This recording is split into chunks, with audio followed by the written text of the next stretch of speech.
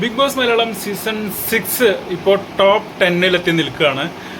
നമുക്കറിയാം ഇന്ന് മുതൽ ടിക്കറ്റ് ടു ഫിനാലെ മത്സരങ്ങൾ ആരംഭിക്കുകയാണ്. ലാലേട്ടൻ്റെ എപ്പിസോഡിൽ ഒരു മത്സരം കഴിഞ്ഞു. ഇന്നലെ ടിക്കറ്റ് ഫിനാലെ മത്സരങ്ങൾ ഉണ്ടായിരുന്നില്ല. ഇന്ന് മുതൽ വീണ്ടും ആരംഭിക്കുകയാണ്.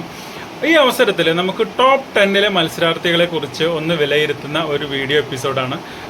അതായത് ഓരോ മത്സരാർത്ഥികളെയും വളരെ ചെറിയ വാക്കുകളിലൂടെ അധികം നീട്ടിവലിക്കാതെ ഓരോ മത്സരാർത്ഥികളെ കുറിച്ച് വിലയിരുത്തുന്ന വീഡിയോ. ആദ്യത്തെ വീഡിയോയിൽ അഭിഷേകിനെ കുറിച്ചാണ് കേട്ടോ.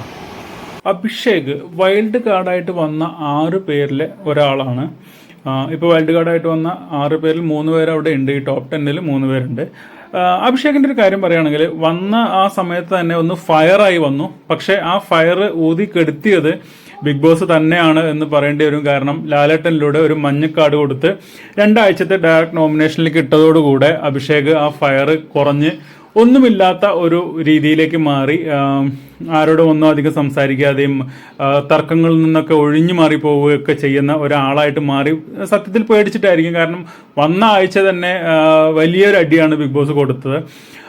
അതിലും വലിയ വാക്കുകൾ ഉപയോഗിച്ച, അതിലും മോശപ്പെട്ട വാക്കുകൾ ഉപയോഗിച്ച ആളുകൾ അവിടെ ഉള്ളപ്പോഴാണ് അഭിഷേകിന് ഇങ്ങനെ ഒരു അടി കൊടുത്തത്. പക്ഷെ ഇപ്പോൾ ഗെയിമുകളൊക്കെ നന്നായി കളിച്ച് കയറി വരുന്ന ഒരു അഭിഷേകിനെയാണ് നമുക്ക് കാണാൻ വേണ്ടി പറ്റുന്നത്.